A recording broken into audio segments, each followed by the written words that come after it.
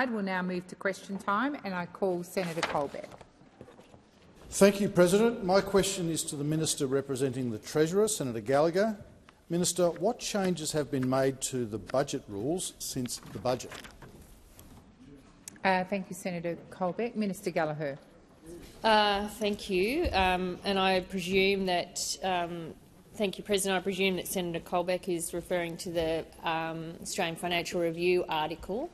As you know, the BPAWs, the Budget Process Operational Rules, are released after each economic update or budget. That's a commitment of transparency that we put in place, and so they are available online at on the Finance website.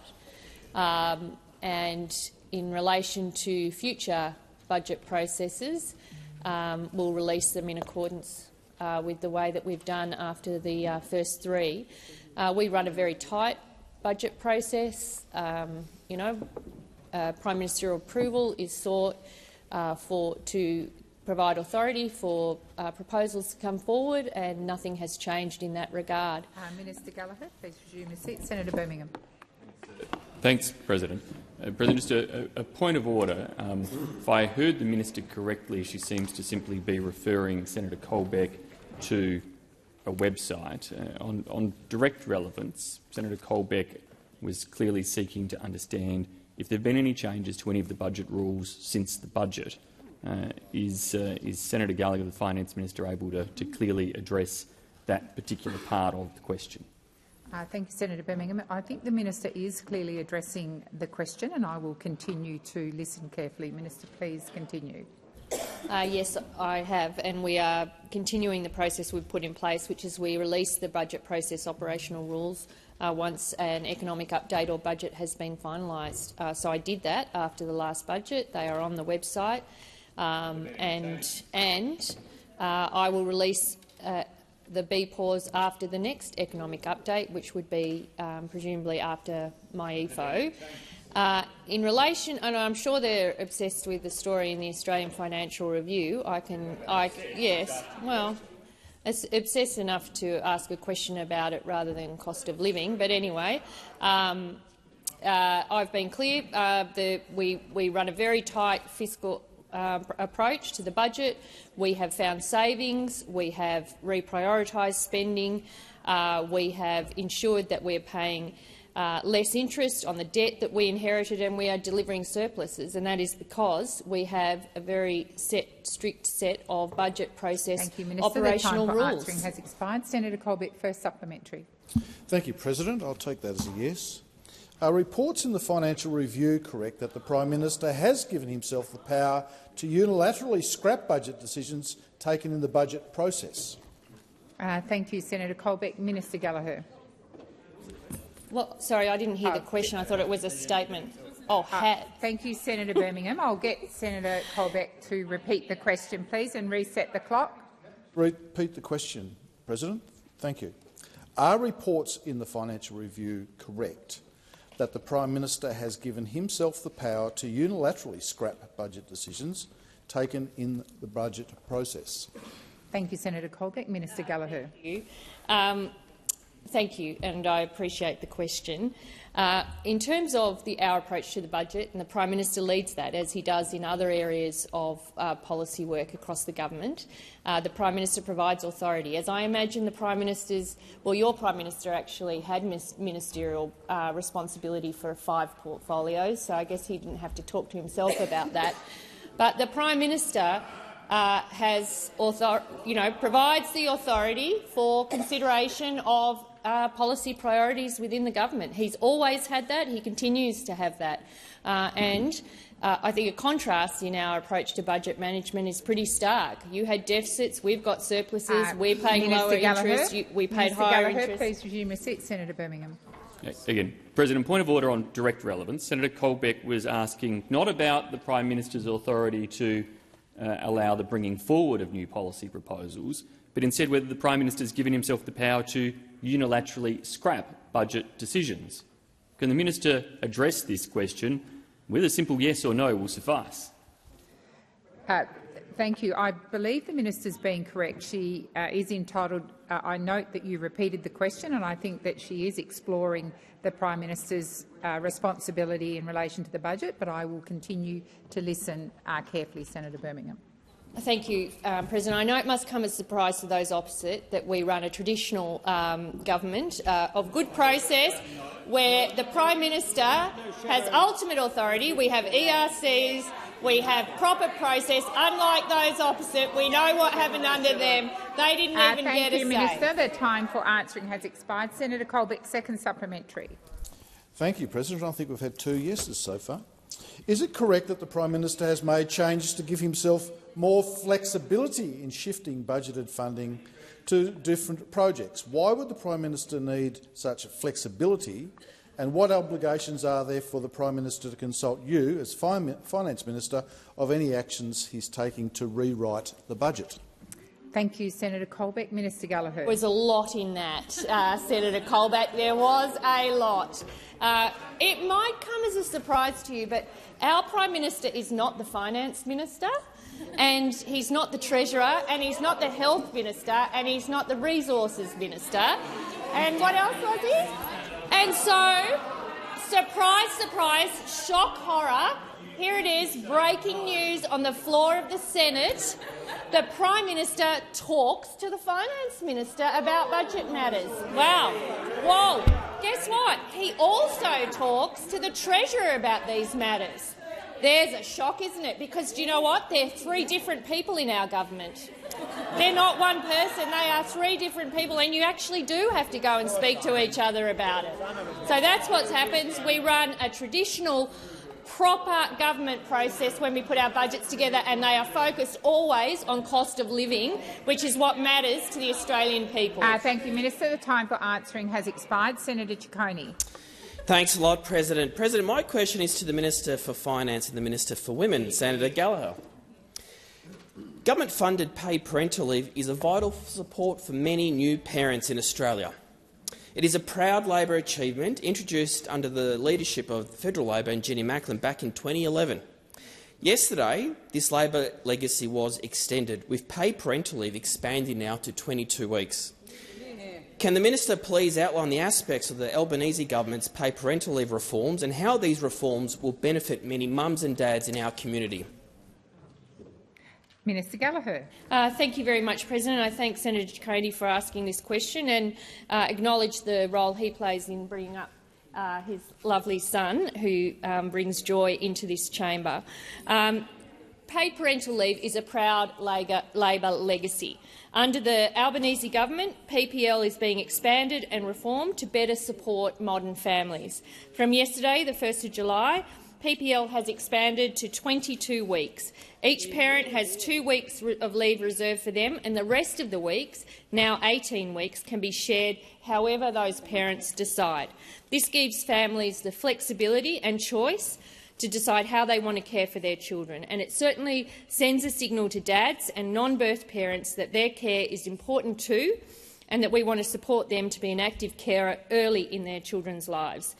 These additional 2 weeks are the next step towards reaching 26 weeks leave by 2026, delivering the largest expansion to PPL since Labor established it in 2011. When expanded to a full 6 months by 2026, families will receive an extra 6 weeks of paid leave following the birth or adoption of their child. That change started yesterday, and congratulations to those families who got a new family member yesterday. It builds on the changes from the 1st of July last year.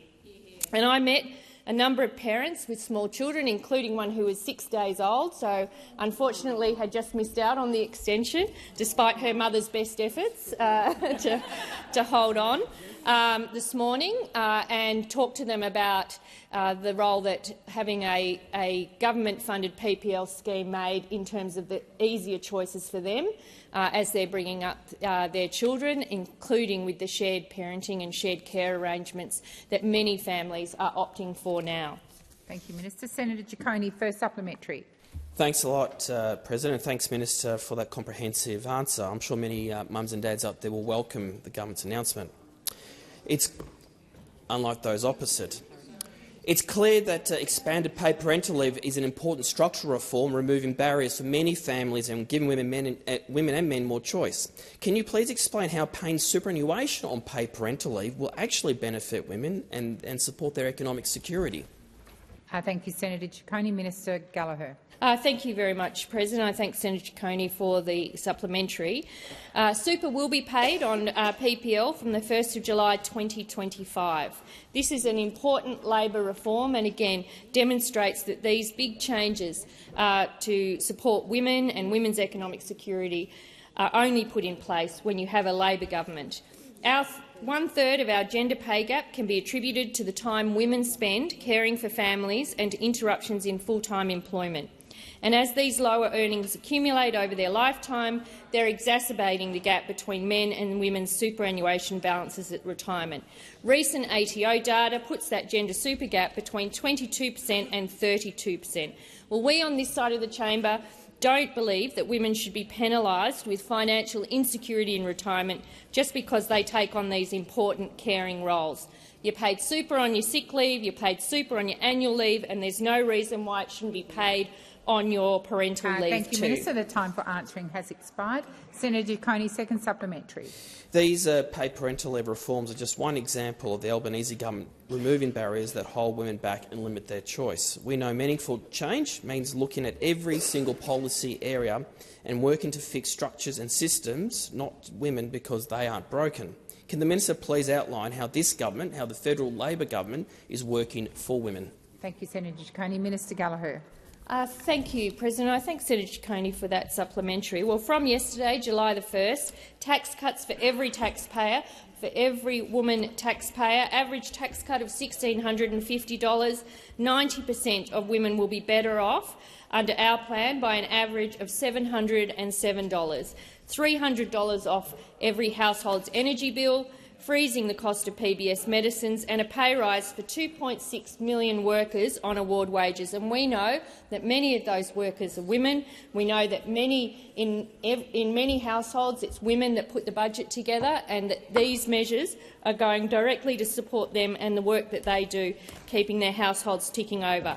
We've also got investments in women's safety, our super on PPL, our investment in rent assistance, again, where the majority of those who will receive it are women, and particularly women with children, our investment to reduce help loans, and our investments in women's— Thank you, Minister. The time for answering has expired. Senator Bragg. Thanks very much, President. My question is to the Minister for Finance, Senator Gallagher. Minister, what is the current rate of mortgage stress in Australia? Good question. Thank you, Senator Bragg. Minister Gallagher. Thank you, and I thank Senator Bragg for the question.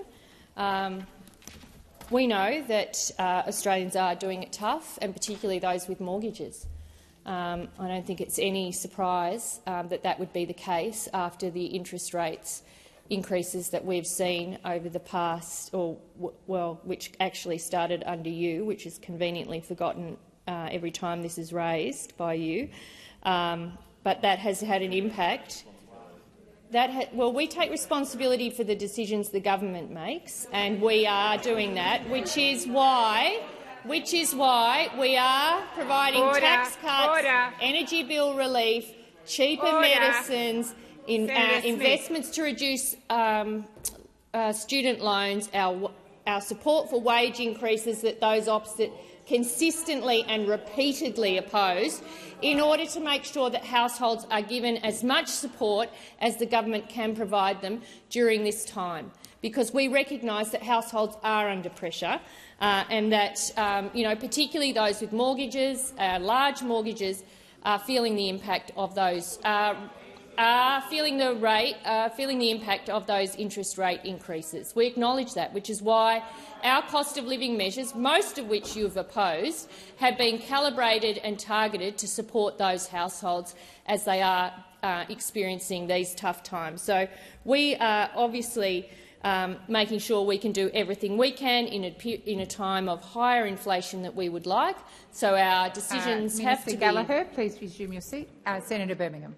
Point of order on direct relevance. Senator Bragg's question was very precise about the rate of mortgage stress in Australia. Senator Gallagher has come nowhere close to addressing the precise question. If she's unable to answer it, then this is the type of question the minister should acknowledge and take on notice. Thank you, Senator Birmingham. There were also interjections, but I will draw the minister back to that part of the question. Minister Gallagher. Thank you. Well, I am being directly relevant. I'm acknowledging that there are many households across Australia that are experiencing stress, and particularly linked to their mortgages. I've already said that, and thanks for the patronising instruction from Senator Birmingham. But I have acknowledged— Minister Gallagher, I need you to withdraw that comment. Withdraw the comment. I didn't realise patronising was unparliamentary, but I withdraw. No, I genuinely didn't. I genuinely didn't. I'm sure I've heard it being yelled at. Senator Gallagher, it was a direct order. Order. Order. Yeah, if you take your seat,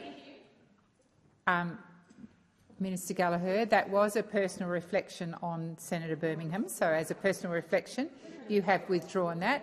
Senator Hume, I believe you then interjected with a personal reflection, which I will ask you to withdraw. I withdraw.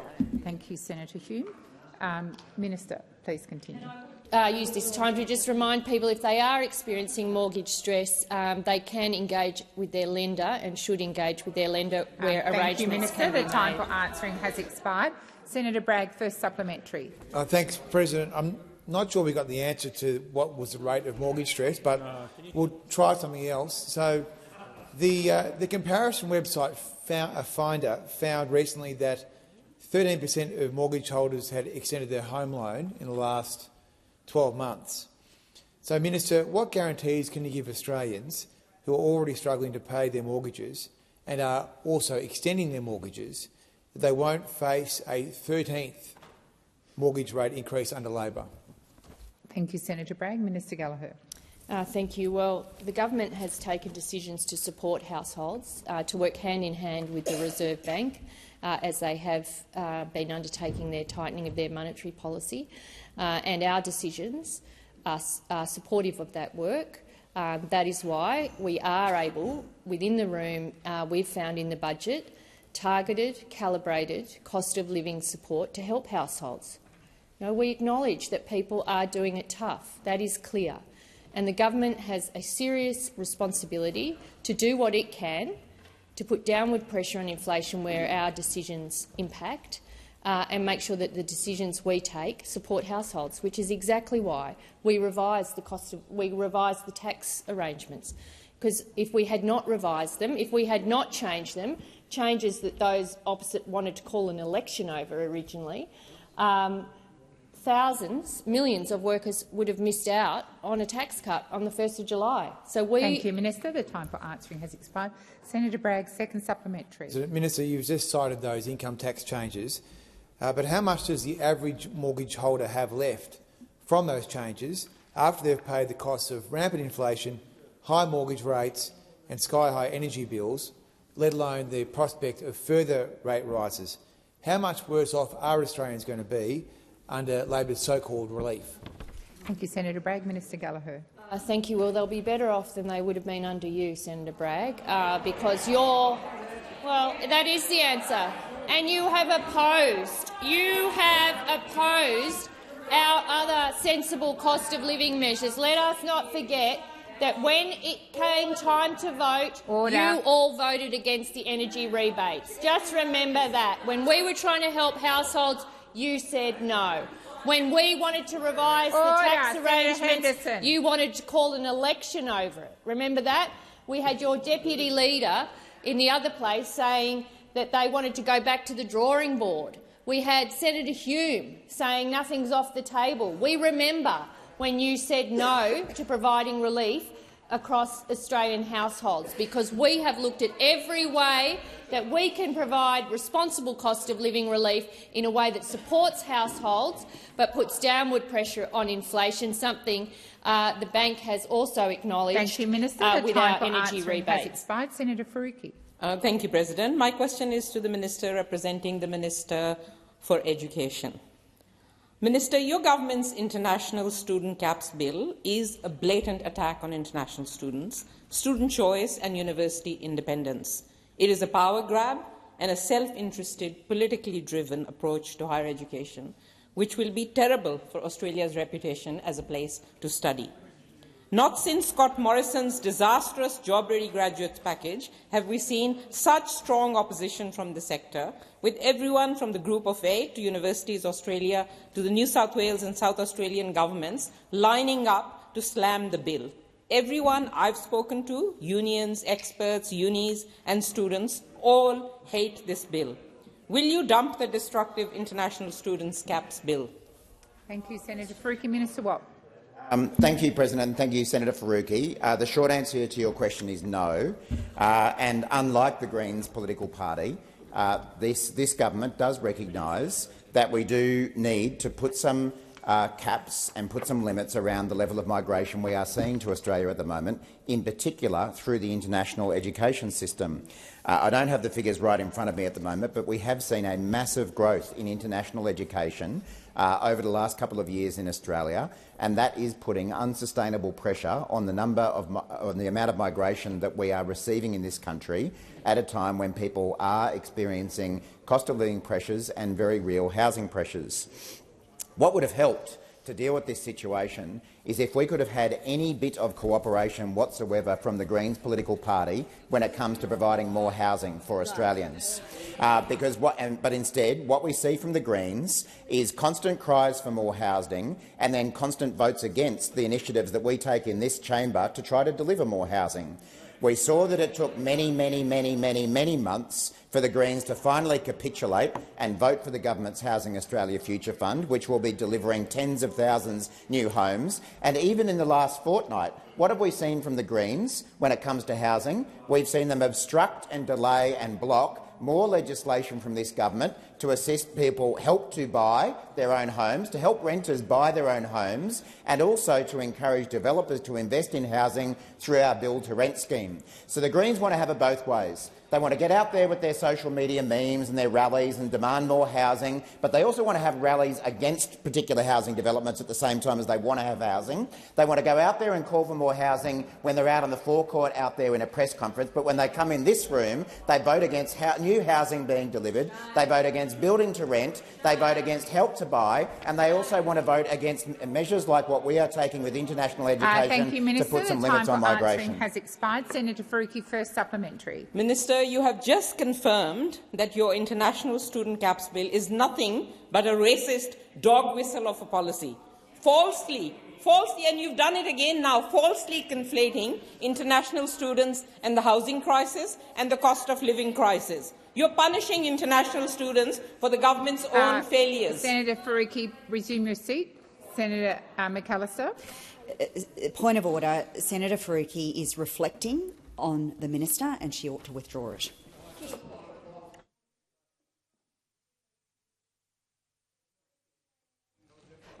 Senator Faruqi, I heard you say a racist policy and that you weren't reflecting on the minister, but if you could just confirm that. Yes, President, I did say racist dog whistle of a policy. Senator Faruqi, I do remind you in this chamber that I expect senators to clarify without repeating what someone else has found offensive, and I would ask you to hold that in your thoughts next time you stand. Senator McAllister. I do ask that people reflect on the transcript. It was a very specific reference to your policy and it related to the minister to whom the question was addressed.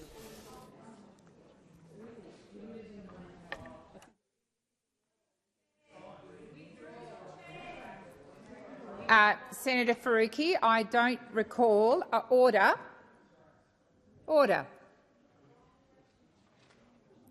I wrote down the key words of your question. I am advised by the clerk if you made the reference your policy, so I'd ask you to reflect on your notes, that you withdraw that part of your question without repeating the offence. Chair, I don't have a your in my script here, so I don't know. But it is yours means the government policy.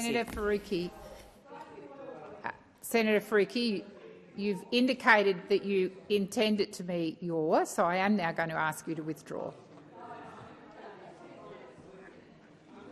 Question again, if you don't mind. First of all, Senator Faruqi, order, order, order. Order across the chamber. Senator Scarr, resume your seat. I haven't finished. I'm just talking to Senator Faruqi at this time. Senator Faruqi, I have asked you to withdraw that part of your question, so I simply need you to stand up and withdraw, and then I will allow you to re-ask the question if that is your request. I withdraw. Thank you. There being no further points of order, I ask Senator Faruqi to bear in mind the discussion we've just had and to re-ask the question. President, could we reset the clock then? Yes, certainly, Senator Faruqi. Senator Faruqi, I'll call you now. Thank you, President. Minister, you have just confirmed that the government's International Students' Caps Bill is a racist dog whistle of a policy that falsely conflates international students and the housing crisis and the cost of living crisis. It punishes international students for the government's failures. As if the scapegoating wasn't enough, you have now more than doubled the fees of student visa applications. When will the government stop punching down on international students and start supporting them? Thank you, Senator Faruqi. The time has expired. Minister Watt. Thank you, President. Well, you can always rely on the Greens political party to try to bring Australians together, can't you? Never very far from a wedge motion, never very far from a wedge political statement, demanding high standards of everyone else but going low themselves. That's what we come to accept from the Greens political party.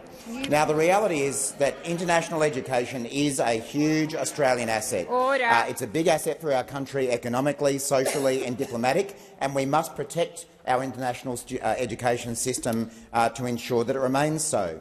But the reality is that this government's actions are about restoring quality and integrity to the international education sector after the shonks in the sector were left untouched for the last decade. Now, the Greens might want to defend a shonky system of international education that was left behind by the former coalition government, but we're cleaning it up. And at the same time, we're delivering the housing that Australians are desperate to have and that the Greens keep opposing. Thank you, Minister Watt. The time for answering has expired. Senator Faruqi, second supplementary.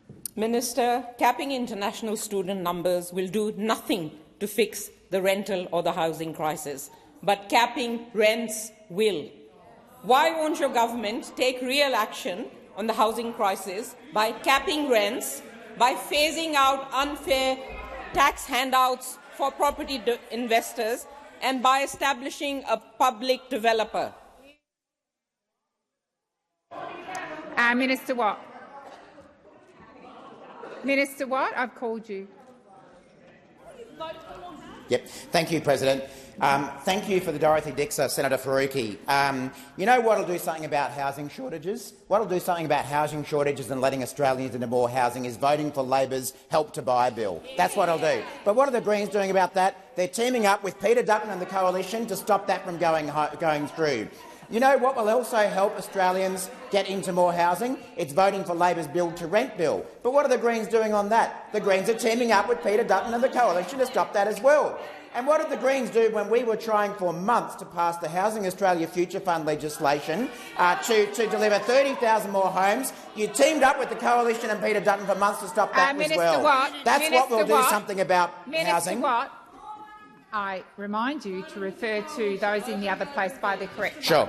So 3 examples, and that's just without me even trying to think about them. That's 2 examples in the last fortnight where the Greens have teamed up with Mr Dutton and the Coalition to stop more housing being built, to stop renters being able to get into their own housing, to stop developers from building more housing, and you want to come in here and keep whinging about housing shortages when you keep voting to stop them from being fixed. Thank you, Minister Watt. The time for answering has expired.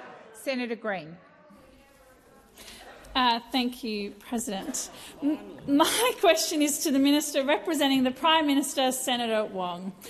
I was pleased to see that from yesterday, if you are a taxpayer in this country, then a tax cut is coming your way. How is the Albanese Labor government working to ensure that Australians can earn more and keep more of what they earn? And can the minister please tell the Senate how every hard-working, tax-paying teacher, nurse, cleaner and carpenter in my home state of Queensland and right across the country will be better off? Thank you, Senator Green. Minister Wong. Thank you, President. Thank you, Senator Green, for the question. And Senator Green, you are right. The Labor government, of which you and all of the senators on this side are a part, has delivered tax cuts for every Australian taxpayer. Every Australian taxpayer, 13.6 million Australians. And what Treasury analysis shows is that our tax cuts will see families with children pocket an average of more than $3,200 over the next 12 months. And it's all taxpayers, not just some. And of course, from the 1st of July, about 2.8 million people in your state of Queensland, Senator Green, got a tax cut. Out of those, 9 out of 10, or 2.4 million Queenslanders are better off under Labor than they would have been under Mr Dutton's plan. This is what Labor's tax cuts mean. A part-time cleaner earning $40,000 a year will be more than $650 better off. A builder earning $80,000 a year and helping deliver much-needed housing supply if the Greens get out of the way, well, they'll be getting an extra $1,679 in their bank account over the next 12 months, and a nurse earning $110,000 will see nearly $2,500 more in their pocket over the next year to help ease cost of living pressures. This is genuine tax reform that lifts thresholds, cuts rates and returns bracket creep at the same time. And of course, we are providing tax cuts and other cost of living support while also working to create jobs, creating 880,000 jobs since the election, the most of any first-term government. And we, of course, now have a government. Australians now have a government that supports wage growth, a government that supports wage growth, unlike those opposite deliberate design feature of low wages. Senator Green, first supplementary.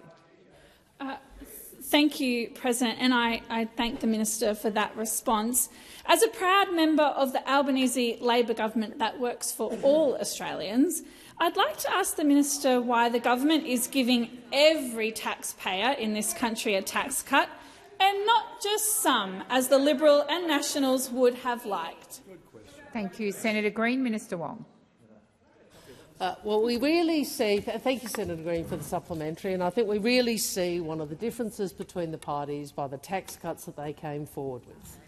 We really see that because the majority of Australians and all Australians on lower incomes wouldn't have got a tax cut under those opposite. This is the contrast between the Labor government seeking to work for all Australians and the Liberals and the Nationals, all negativity and no plan. And of course, we saw this on display when we announced the tax cuts for every taxpayer. Guess who opposed it? The Liberals and the Nationals. Guess who said they'd roll those tax cuts back? You remember? We had a bit of rollback over there, a bit of rollback. Then, of course, they called for an election. They were going to have an election on the tax cuts. And then what did they do?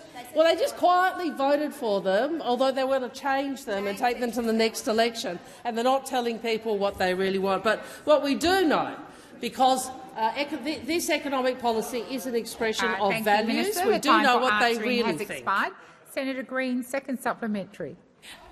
Thank you so much, President. I know that the Albanese government's work to ease cost of living pressures goes beyond tax cuts. Can the minister please update the Senate on how the Albanese government is providing energy bill relief now and delivering the only plan backed by experts for a clean, cheap, reliable and resilient energy system that will support Australians? Thank you, Senator Green. Minister Wong. Thank you, President. Well, power prices, energy security, these are serious issues. These are serious issues and they deserve serious attention.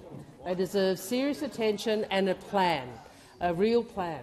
And that is what this government is providing, the first time that Australians have seen that in over a decade. But what we know about those opposite is they have no plan. They have no plan. They have a political strategy, which was their nuclear announcement. Haven't really heard a lot about that lately. Which is the most expensive form of energy. They want to deliver the most expensive form of energy in 20 years' time, and worse, they want taxpayers to foot the bill. They want taxpayers to foot the bill. You know what the Smart Energy Council said? It said that your reactors would cost as much as $600 billion of taxpayer dollars, while delivering 3.7% of the energy mix in 2050. Wong. The time for answering has expired. Senator Tyrrell. Senator Ayres. Senator Tyrrell. Thank you, President. My question is for the Minister representing the Minister for Infrastructure, Senator Watt. In 2018, the Coalition Government committed $30 million to build a cableway at Cradle Mountain. That funding was withdrawn by Labor last year because the Tasmanian Liberal Government failed to submit more information. But now Tasmanians are in the dark, with no one willing to confirm if this project is still on the table or not. Minister, is Labor still considering funding for this project, or has the door been shut on federal funding for the Cradle Mountain Cableway? Thank you, Senator Tyrrell. Minister Watt. Thank you, President, and thank you, Senator Tyrrell. I may have to wait for some more detailed information to be provided to me so that I can provide you with the specifics of address the specifics of your question. But I have had some helpful commentary from a couple of my Tasmanian colleagues who have, and that's far better from any question time brief, who have informed me that the Tasmanian government has actually provided not just little information, but I think no information to support their application. It would seem that there's one Tasmanian senator over the other side of the chamber who's willing to defend the Tasmanian government, but I would prefer to rely on the information I'm getting from my colleagues here. As I say, Senator Tyrrell, it is incumbent on the Tasmanian government to provide the information that's necessary to support what is a fairly substantial commitment of taxpayers' funds. If they were to do so, I presume that we would consider that application for funding. I'd obviously need to double-check that with the Infrastructure Minister, who I'm representing here. But if I have any further information that I can provide in response to your question, I'm very happy to do so. Senator McKenzie. Senator Tyrrell, first supplementary. I'll take that as a maybe.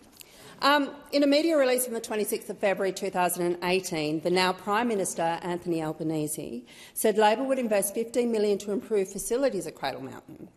If the full cableway funding is off the table, which we're not sure about yet, will Labor honour this promise? Thank you, Senator Tyrrell. Minister Watt. Thank you again, Senator Tyrrell. Again, I would need to get some specific details to address your question and come back to you on that as soon as I possibly can. But I am reminded that, and you've sort of referred to this yourself, that the Commonwealth's actions have been largely based on the failure of the Tasmanian government to deliver the information required for us to be able to meet that commitment. It's not unusual for Commonwealth grants to be made to state governments dependent on state governments either providing business cases or providing information about the cost or delivery timetable for a particular project. My understanding is that that information that's required has not been delivered, so it makes it a little bit difficult to therefore provide that kind of money to the Tasmanian government. As I say, Senator Tyrrell, if I can get some further information for you, I'll come back to you as quickly as I can. I would ask that particularly the Tasmanians not interject across the chamber when there's a question on Tasmania. Senator Tyrrell, order, order, order. Senator Tyrrell, second supplementary. President, I will attest Tasmanians are quite rowdy. The Tasmanian Liberal Government have dropped the ball on this project. They didn't get the extra information in on time or at all from the sounds of it. But Cradle Mountain is one of Tassie's most important tourist attractions. Surely Labor doesn't think Tasmania should be punished because of a lazy state government. Thank you, Senator Tyrrell. Minister Watt. Minister Watt, please resume your seat. Senator McKenzie, I've called you a number of times. This is not your question. I'm asking you to listen in silence. Minister Watt. Thank you, President. Thank you, Senator Tyrrell. I agree that Tasmanians shouldn't be penalised because of a lazy Tasmanian state government, and that's exactly why the Albanese government committed $2.2 billion towards infrastructure projects in Tasmania in this year's federal budget. I could take you through the details, but there are a range of different road projects, both new and existing, that we are contributing money for. And the point about the project that you're talking about is that, as I've said, the Department of Infrastructure did not receive the required information from the Tasmanian government by the 28th of April 2023, which meant that we were unable to complete an assessment of the project. Now, I think many of us in this chamber know someone who might be able to do something about that. He was well known to many people in this chamber, and his name is Eric Abetz. He's particularly well known to Senator Duniam. Senator Duniam knows Senator Abetz former Senator Abetz very well. Senator Colbeck knows former Senator Abetz very well as well. Maybe they could pick up the phone to Eric Abetz if he'll take their phone call and get this fixed up. The time for answering has expired. Senator Van. President, my question is to the Minister representing the Minister for Infrastructure and Transport, Senator Watt.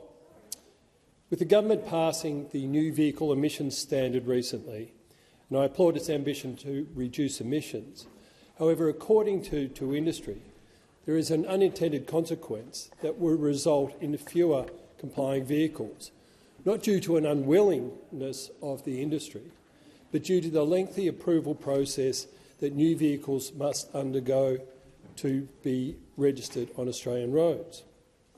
While I appreciate the process ensures vehicles meet safety and environmental standards, it has proven to be too lengthy and cumbersome to support the ambitions of NVES. Will the government reassess the vehicle approval standards and processes so that the ambition of the new vehicle emission standards can be met and purchased by Australian consumers? Thank you, Senator Van. Minister Watt. Thank you, President, and thank you, Senator Van. And thank you also for joining with the government and other senators in this place for finally bringing in the new vehicle efficiency standards that Australian motorists have needed for a very long time. Of course, these standards were opposed by the Coalition, just as they opposed actually progressing them at any point in their last 10 years. I do remember Senator Sharma. Senator Sharma had a bit to say in favour of new vehicle efficiency standards when he was over on the other side of the building, but he underwent some sort of weird transformation as he drifted across this side of the chamber. He was put into re-education by all the Conservatives in the Liberal Party that he's now joined, and I actually don't know what he thinks about this anymore, and I'm not sure if he knows what he thinks either. But Senator Van knows what he thinks. And he supported these new vehicle efficiency standards, which are obviously important from an environmental point of view, but are vital to ensure that Australians don't pay more for their petrol than they have to in the future. And what we saw very clearly was that there were some senators, including Senator Van, Labor, other crossbench senators, who thought what we needed to be doing was driving down petrol costs for Australians by making it cheaper for them to get low-emission vehicles, making it possible for them to get low-emission vehicles. And we know that there still are two parties in this chamber, being the Liberals and the Nationals, that want Australians to keep paying more for petrol, even those in the regions who have to travel longer distances and rack up bigger petrol bills. Senator Van, I'm very happy to have a chat with the Minister King, about the issue that you've raised that hasn't been raised with me before, that there are any issues when it comes to the approvals process for new vehicles or however it was that you described it. I'm happy to have that conversation with Minister King, but I do think that this is very important for Australians going forward, that they will have more choice in the future to choose lower emission vehicles, which is good for the environment but very good for their household budgets as well. Thank you, Senator Watt. Senator Van, first supplementary. Thank you, Minister. I have indeed raised it with Minister King, and this is. She said she'd look into it, but I think it's worth raising here. So the question is, what can the government do to be able to facilitate the process such that more efficient vehicles can come in a timely manner, because there is a very short timeline to be met with this. Is there? Can the minister tell us? Thank you, Senator Van. The time for asking has expired. Minister Watt. Thanks, President, and thanks, Senator Van. I have been informed that it is the government's intention to undertake a review of this legislation to assess how it's proceeding, and of course, if there are amendments or tweaks that need to be made to that system to address the issues that you've raised or any other issue which may arise, then we would of course consider doing so. I think the most important thing here, though, is that at last Australia does have a system to bring in line our vehicle emission standards with the rest of the developed world. My recollection is that we were right up there with Russia previously when it came to allowing the dirtiest vehicles, the most expensive vehicles to run, the most fuel demanding and heavy vehicles, which of course all that does is put further household budgets under pressure. So this measure is very important to reduce the emissions of vehicles in Australia, bringing them into line with most of the rest of the developed world, and also assist households reduce their petrol bills at a time when they need that most. Senator Van, second supplementary. Thank you, Minister. Australians have shown a keen appetite to drive both electric vehicles but also especially plug-in hybrids. Due to the greater range and the price disparity, with the sunsetting of the FBT occurring in a few months, will the government back my bill to extend that sunset of FBT on plug-in hybrid vehicles? Minister Watt. Thanks, President. Thanks, Senator Van. I can't say I'm familiar with the exact details of your bill, but I'll undertake to go and have a good look at that. I certainly am not aware of any plan from the government to support that bill. Technically, it does fall under another minister being the Treasurer as well, but happy to get you some advice on that.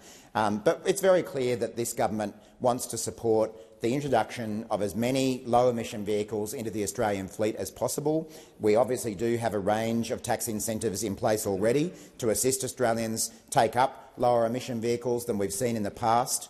That will be good for household budgets, as I was saying. It'll be good also for the environment in terms of bringing down emissions. It is unfortunate that even after all this time we still see the coalition refuse to support those kind of things. They had a failed go at it when they were in government. They continue to fail on this matter now that they're in opposition. They're not serious about helping Australians with cost of living pressures. We see them vote against initiative after initiative, including this one. Thank you, Minister. Senator Lambie. Thank you, Madam President. My question is for the Minister representing the Minister for Defence. There is ongoing anger and resentment among former and current serving members of the Australian Defence Force because senior command has failed to take responsibility for policies or decisions leading to the alleged war crimes in Afghanistan. The Taliban's takeover of Afghanistan has created practical difficulties for investigators, yet the government continues to pursue alleged war crimes at the expense of current and former members of our RDF. These matters have been handled as though the accusations have already been proven true. A presumption of guilt prevails, not innocence, due to the way it has been handled by generals and the government. When will the government collectively accept responsibility and accountability for what went wrong in Afghanistan? Thank you, Senator Lambie. Minister Wong. Can I thank you, President. Thank you to Senator Lambie for her question, and she has been consistent and persistent in her advocacy for defence personnel and the veterans community, and particularly on many issues, including this one. By way of background, of course, the Afghanistan inquiry was initiated in 2016 to determine if there was any substance to rumours and allegations relating to breaches of the law of armed conflict by Special Operations Task Force over the period 2005-2016.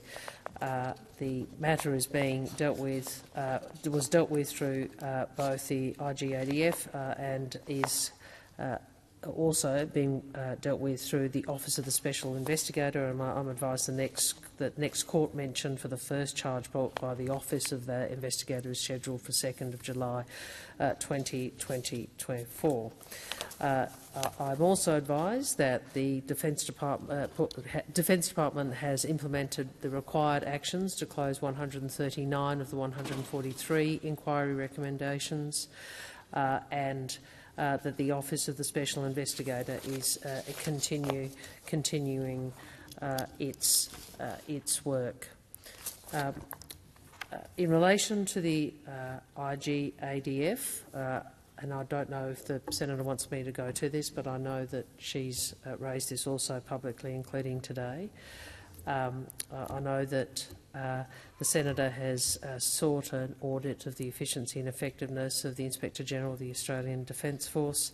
I'm advised, as the senator is aware, that there was a review initiated of the IGADF conducted by former Justice Duncan Kerr, and the matter is currently before the government. Expired. Senator Lambie, first supplementary.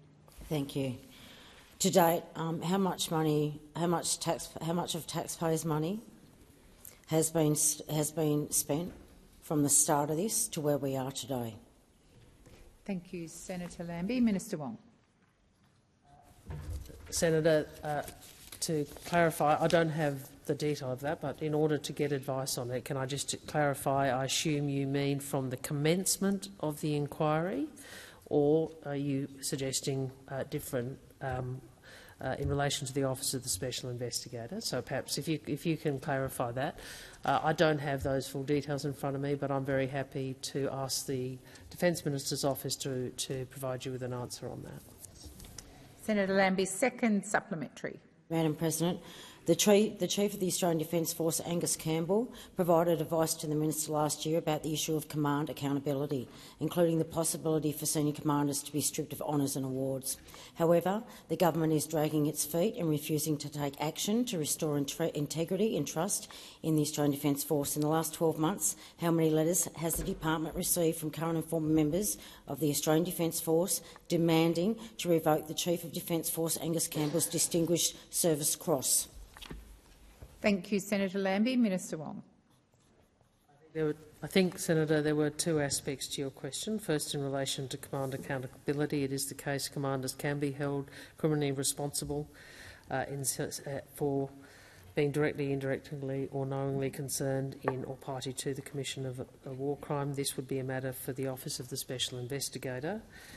Command accountability action may be considered where it is found that a commander is morally responsible for the actions of their subordinates, regardless of their involvement in the specific acts. With respect to the Afghanistan inquiry, the Inspector-General found alleged criminal behaviour was conceived, committed, continued and concealed at patrol commander level. Above that level, the inquiry found commanders did not know and were not recklessly indifferent to whether their subordinates were allegedly committing war crimes and did not fail to take reasonable steps to discover the behaviour, although the inquiry does find that commanders bear moral responsibility and accountability. In relation to the second part of your question, I do think that's been canvassed in estimates. As you know, the decision to grant an honour can be referred to the tribunal. Expired. Senator O'Neill. My question is to the Minister representing the Minister for Housing and Homelessness, Minister Farrell. I refer to the Albanese Labor government's recent budget and its new investment in housing measures. How is the government, through its Homes for Australia plan, working to address the nation's housing challenges? And how will the focus on boosting housing supply help put downward pressure on house prices and rents and provide relief to households facing cost of living pressures?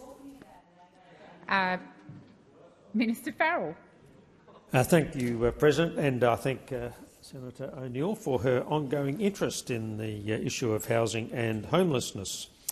Our government understands that too many Australians are facing serious cost of living challenges, and many are struggling to buy a home or afford the rent. After a decade of inaction by the Liberals and the Nationals, it's clear that Australia doesn't have enough homes, and we haven't for a very long time. That's why the government has a goal of building 1.2 million homes by the end of the decade through our Homes for Australia plan. That's a plan which experts say will improve affordability and reduce cost of living pressures for renters and home buyers. Well, I'm just about to tell you, Senator Cash, the budget includes $6.2 billion in new investment to build more homes and support Australians, bringing our government's new housing initiative to $32 billion. I'll repeat that, $32 billion. As a part of this, we have committed $1 billion to get homes built sooner. Homes for women and children fleeing family violence and Senator Cash, for young Australians. We know we need more tradies to build more homes, so we're investing in more fee-free TAFE places in the construction industry. We're also boosting the supply of social and affordable housing through our Housing Australia Future Fund, the Housing Accord and the Social Housing Accelerator. Together, Senator McGrath, these investments will build more homes for Australians who need them and reduce cost of living pressures for renters and home buyers. Senator O'Neill for supplementary. Thank you, Madam President. And thank you, Minister, for giving such a hopeful answer to Australians. It always surprises me how upset they get about that. Thank you for outlining what the Albanese Labor government is doing to improve housing affordability through its Homes for Australia plan and outlining the more than $6 billion in new investment in the recent budget. Can the minister please outline what is standing in the way of further support from the government to get housing prices down and help more Australians purchase an affordable home of their own? Thank you, Senator O'Neill. Minister Farrell. Thank you, President. And again, I thank Senator O'Neill for her interest in this topic and for her first supplementary question, because our government believes Australians should be able to realise the dream of owning their own home. We have expanded the Home Guarantee Scheme, which under our government has already helped more than 110,000 Australians into home ownership. We're now working with states to deliver our Help to Buy share equity scheme. Sadly, of course, the Coalition and the Greens have once again teamed up to delay legislation that will help 400,000 low and middle-income families stop paying rent and purchase a home of their own. For the Coalition and the Greens, it's always about the politics, but never, ever, ever about the people. Thank you, Minister Farrell. Senator O'Neill, second supplementary. Thank you, Minister, for outlining how the Albanese Labor government's new budget investment is actually boosting housing supply and how measures like Help to Buy will help more Australians achieve the dream of home ownership. Can the minister outline what the budget is doing to help Australians in need of social and affordable housing and Australian renters struggling with cost of living pressures? Minister Farrell. Thank you, President, and again thank Senator O'Neill for her second supplementary question. We are delivering significant new action to help Australian renters. We've led the way on renters' rights, securing a better deal for renters. We're easing cost of living pressures in the budget, with the largest increase in rent assistance in decades. We're also offering new incentives to boost the supply of rental housing by encouraging build-to-rent accommodation.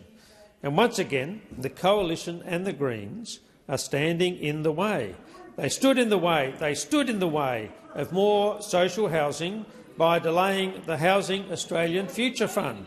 Now they're standing in the way of more help for home buyers, and they know they are standing in the way of more help for renters. Senator Nampijinka-Price. Thank you, President. My question is to the Minister representing the Prime Minister, Senator Wong. Senator, in recent weeks we saw shocking revelations that the man appointed as the chair of the North Australian Aboriginal Justice Agency, Mr Hugh Woodbury, stood on his pregnant partner's stomach, slammed her in a door and repeatedly yelled derogatory slurs at her in front of their toddler. So far as we can tell, the only action taken by this government is to ask the board to participate in a discussion without taking any concrete action. Does NAJA continue to receive Commonwealth funding? Thank you, Senator Nampijinka-Price. Senator Wong. Thank you, President. Thank you to Senator Nampijinka-Price for the question. And we'll first start by saying that violence is unacceptable, and the sort of violence that was described in your question and has been reported is completely unacceptable and very disturbing. I'm advised that the first point I would make is that the government, and I know Minister Burney, expects all organisations funded by the NIAA to uphold high standards of governance and financial management. Order. I understand, obviously, the government is very concerned by the situation at the North Australian Aboriginal Justice Agency. Senator Ruston, I've called for order. Minister, please continue. Thank you. The advice I have is that I'm sorry, I'm just trying to work out whether the person where this brief is from. There has Minister Burney and the Northern Territory Attorney General has met with the board.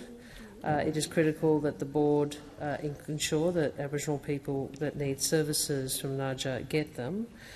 We do agree that it is time for the board of NAJA to show leadership when it comes to family violence. We all have a responsibility to lead by example. Order. I've called you to order. Senator Mackenzie and other senators, order. Senator Nampijinka-Price, first supplementary.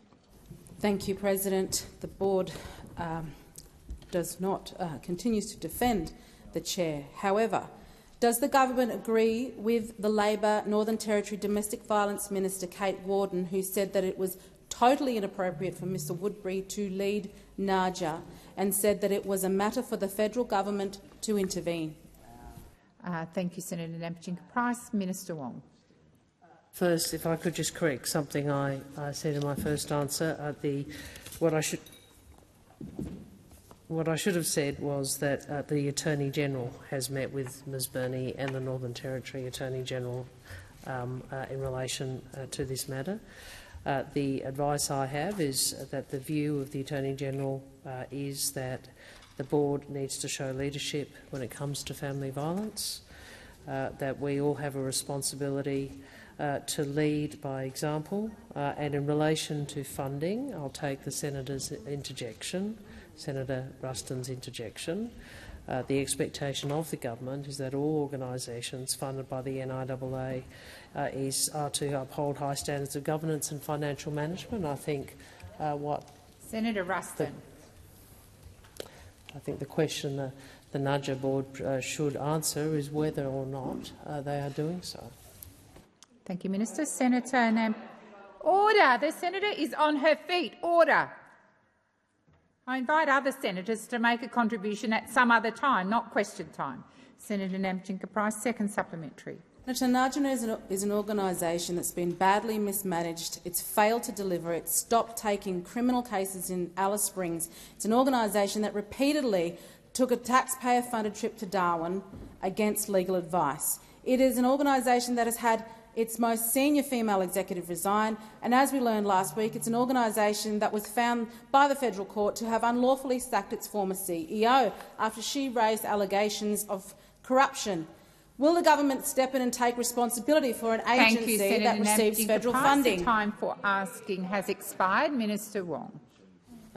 Thank you. The advice I have is that the Attorney General did take action to divert Commonwealth funding to the Northern Territory Legal Aid Commission to ensure that Aboriginal people in Central Australia would continue to have legal representation.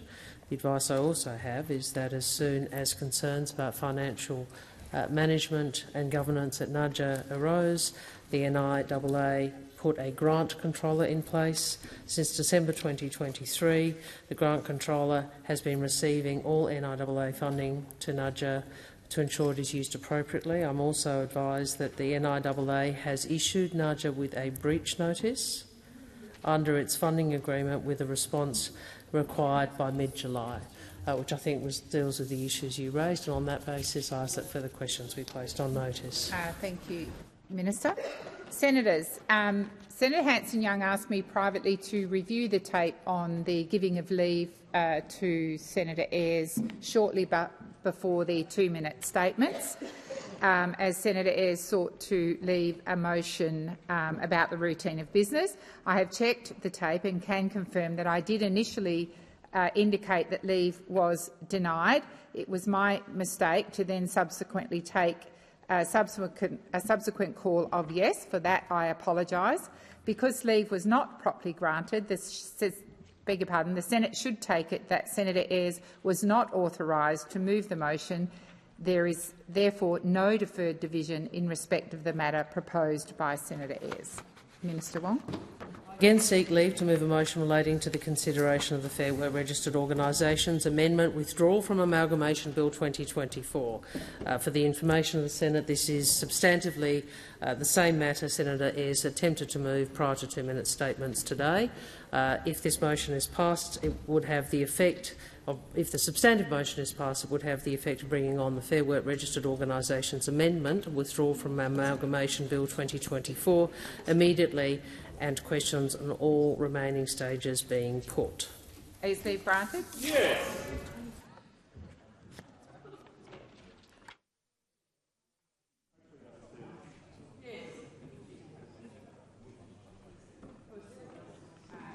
Leave's been denied. Senator Wong. Pursuant to contingent notice, I move that so much of standing orders be suspended as would prevent me moving a motion to provide for the consideration of a matter, namely a motion to allow a motion relating to the consideration of the Fair Work Registered Organisations Amendment Withdrawal from Amalgamation Bill 2024 to be moved and determined immediately, and I move that the question be now put. So the question is that the motion is moved by Senator Wong be agreed to. Those of that opinion say aye. Against? I believe the ayes have it. Division required. Ring the bells for 4 minutes.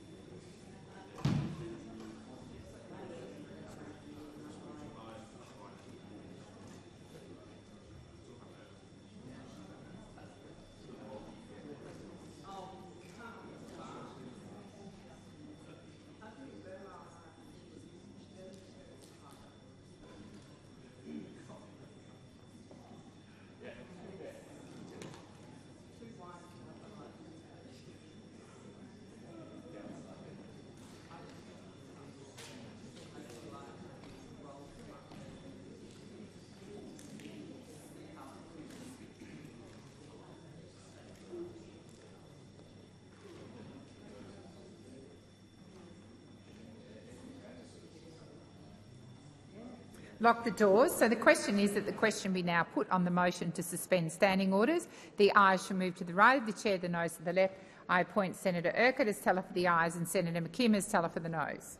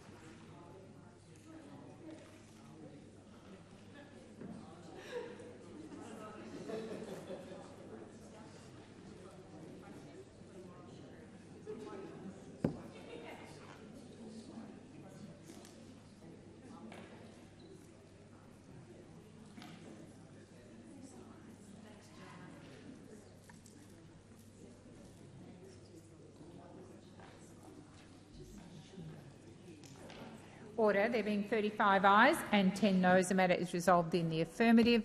Senators, I am advised there may be further divisions and I intend to use Standing Order 1013 for 1-minute bells. The question now is that the motion to suspend standing orders be agreed to. Those of that opinion say aye. Against? Do you require a division?